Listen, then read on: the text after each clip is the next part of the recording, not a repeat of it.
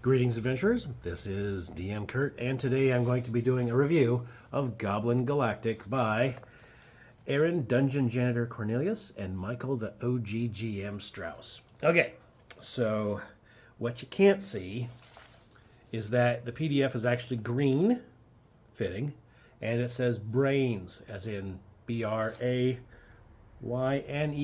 which would remind you of if you see a Haynes auto repair manual. And if you remember Haynes and Chilton's manuals, maybe your knees hurt in the morning. Yes, that's an old person joke. Okay, but I'm allowed to make those.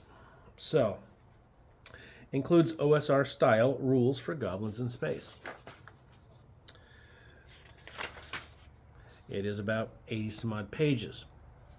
Oh, about $4.99 on TTRPG for the PDF.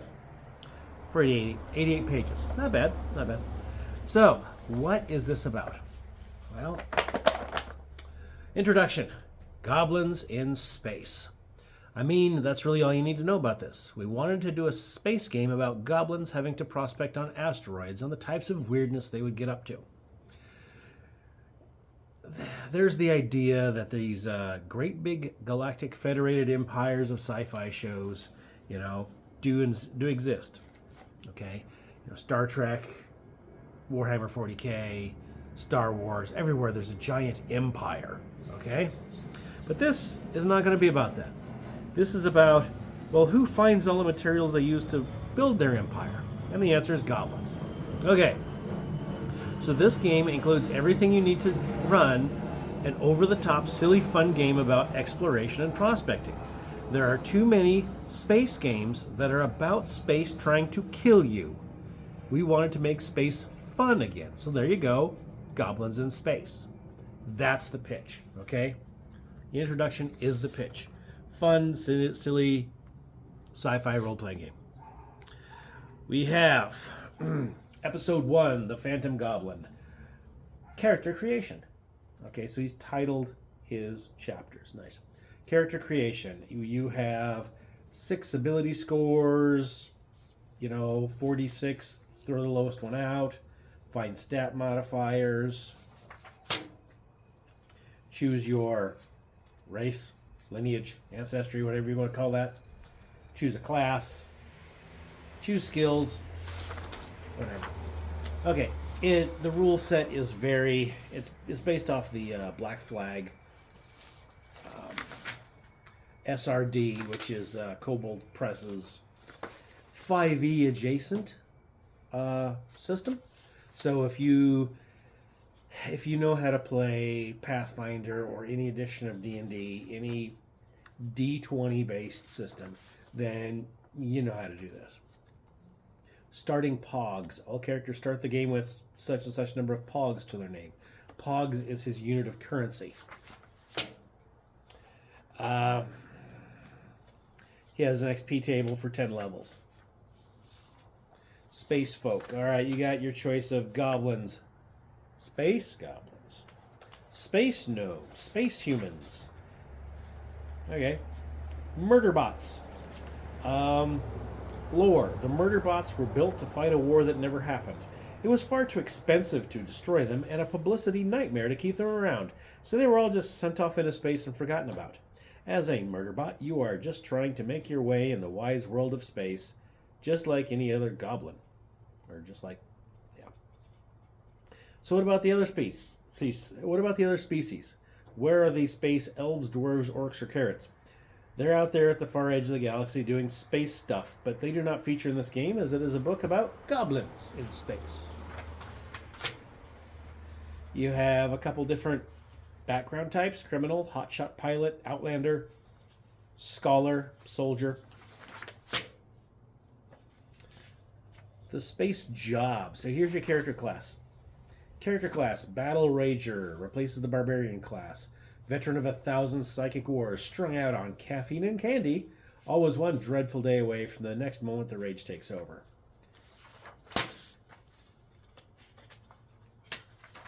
The Diplomat. The Diplomat replaces the Bard. So right now we got Barbarian and Bard. The Warrior replaces the Fighter.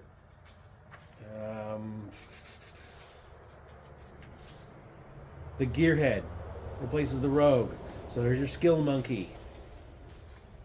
And your skill monkey can have things like nimble fingers, eyes of the maker, multi-tool, comes with 101 attachments and a can opener.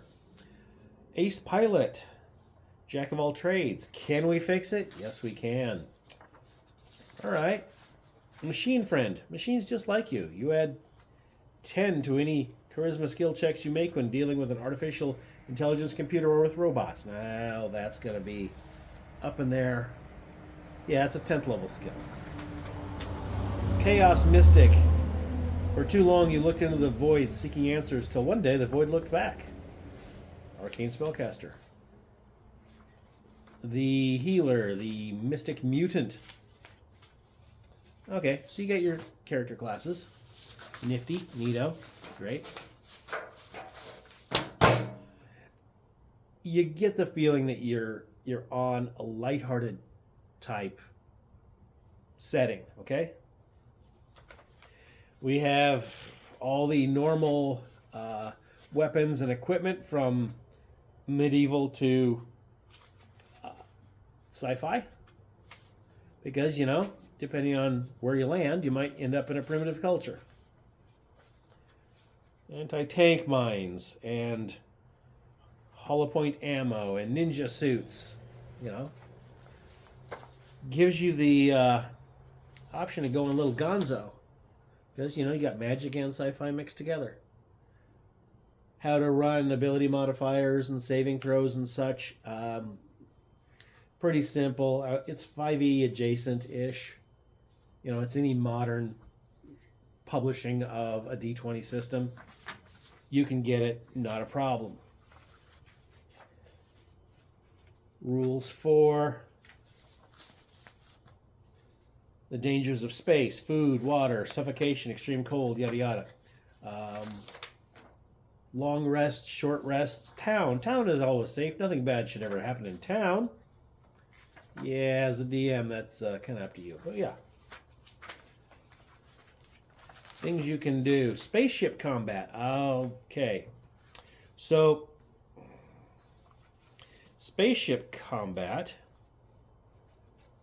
that's kind of interesting to me because I kind of got a little sci-fi thing going myself.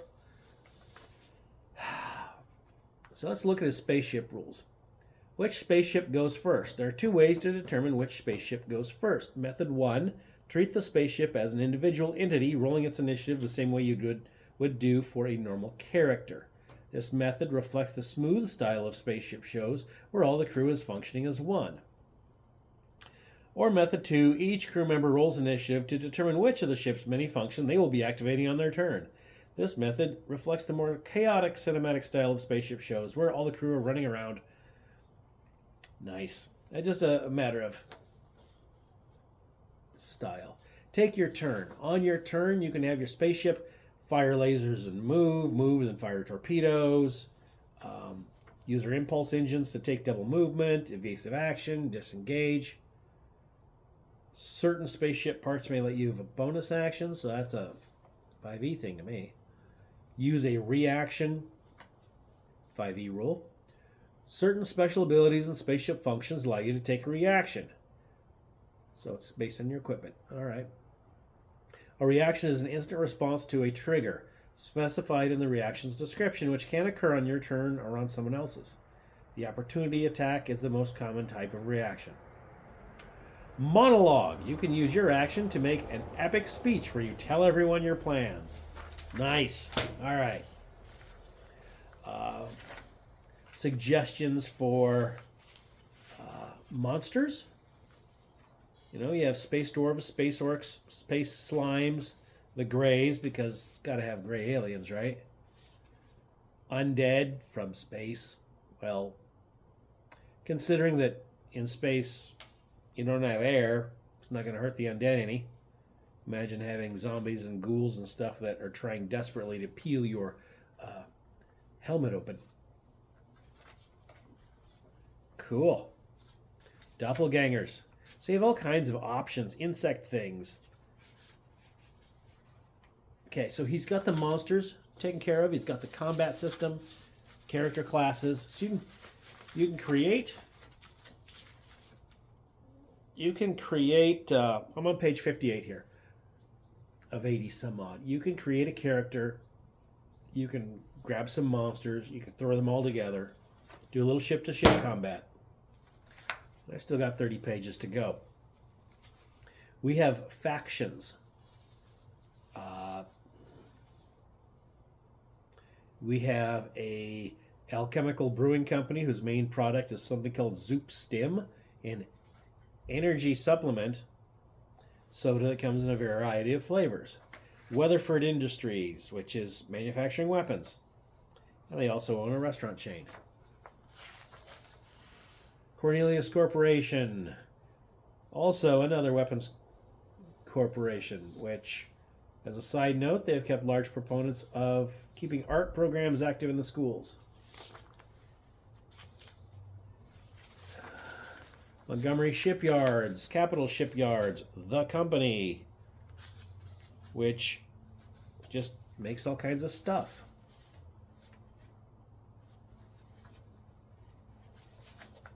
So you have a number of corporations that can act as, and the government that can act as factions wanting to do stuff.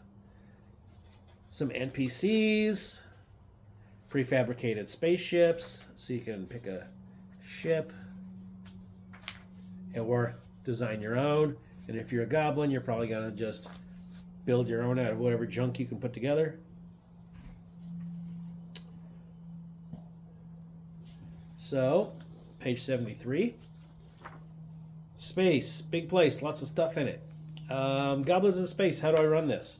So this is his suggestions for how to run this. On the surface, the idea of goblins exploring space is silly.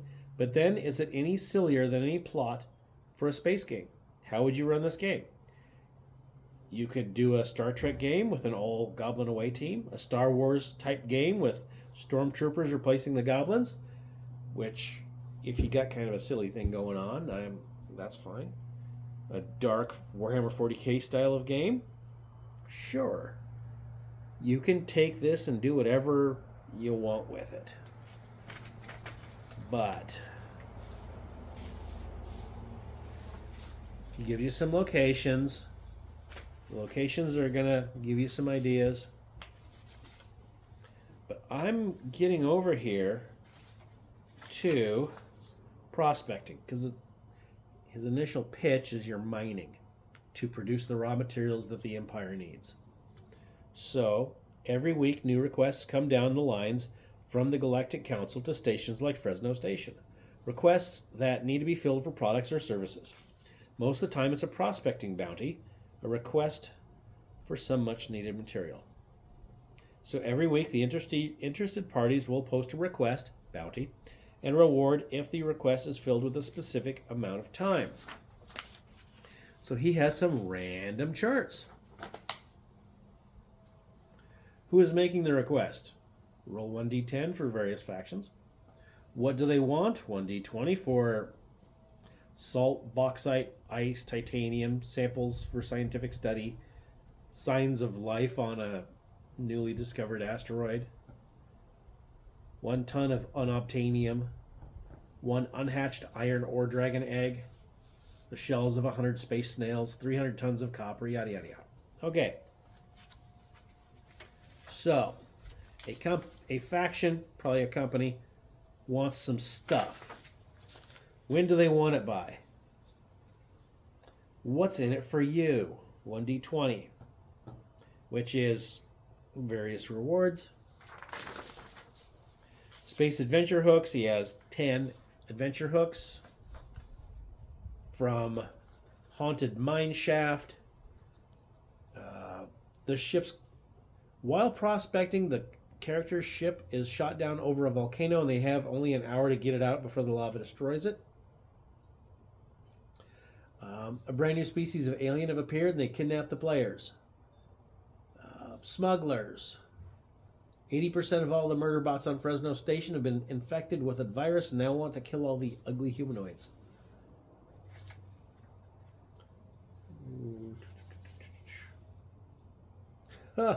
Oh, spaceship love story. The AI of a mysterious spaceship has fallen in love with the AI of the character ship, and it's coming to declare its love.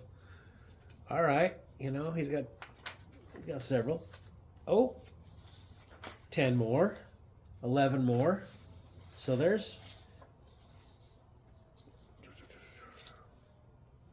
a number of ideas you could do.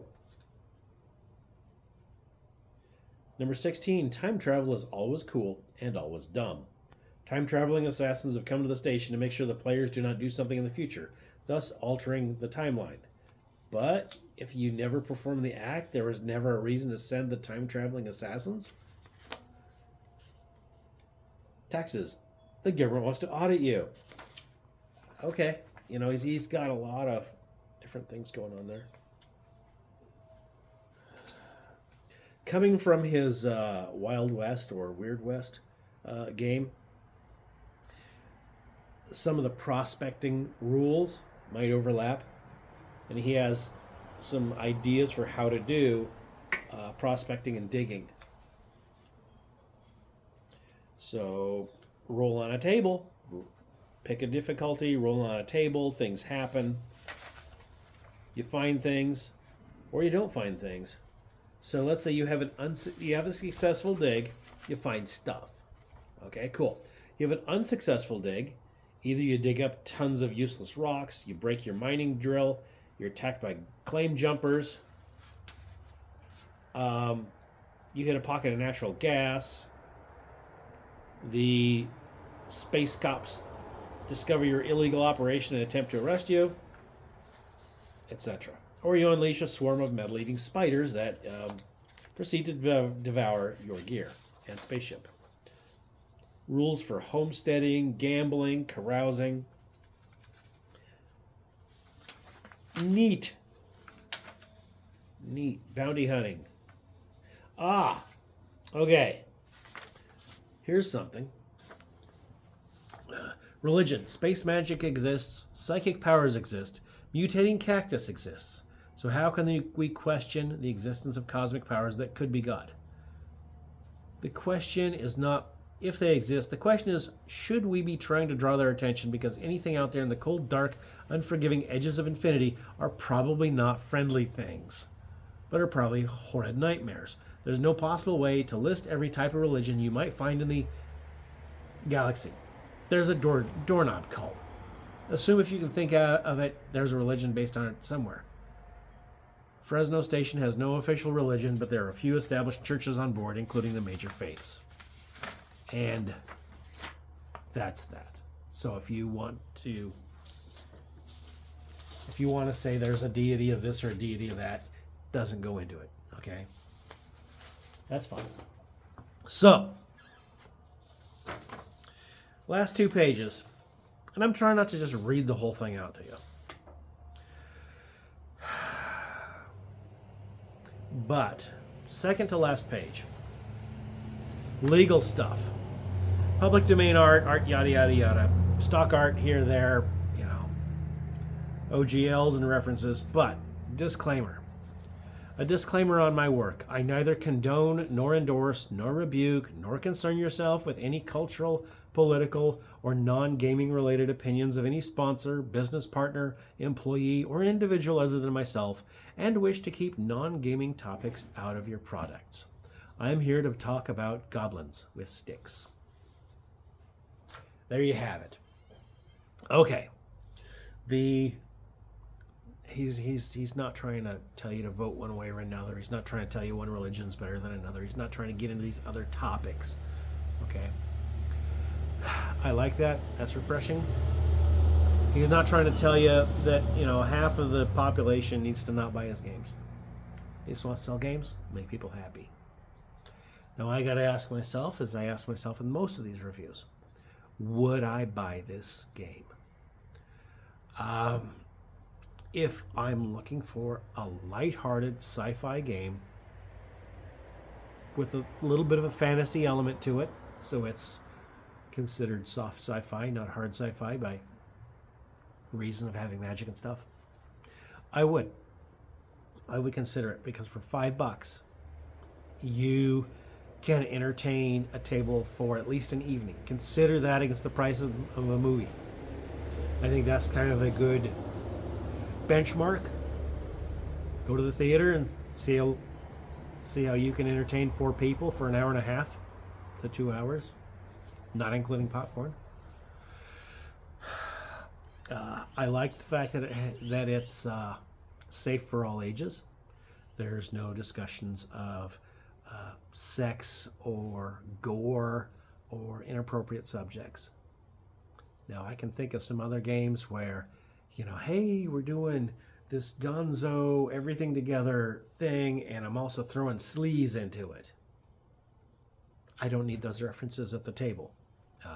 They can be added, but the table I run has kids at it, and I will not include inappropriate stuff to a table that I run with kids at it. So yeah, I would recommend this PDF, this RPG, for $4.99 on DriveThruRPG, and help support OGGM because he's a very useful source of gaming news.